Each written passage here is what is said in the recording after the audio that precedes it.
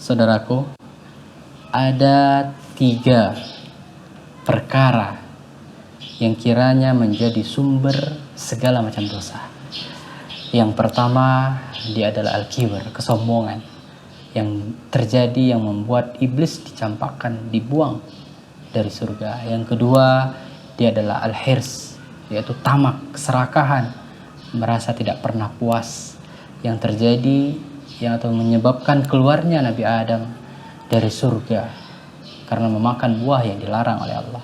Dan yang ketiga, dia adalah al-hasad, iri, dengki.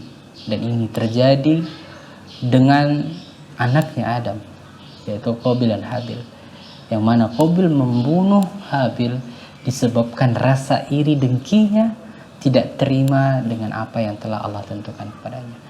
Semoga Allah jaga kita dari 3 sifat buruk ini yang menjadi sumber segala macam keburukan.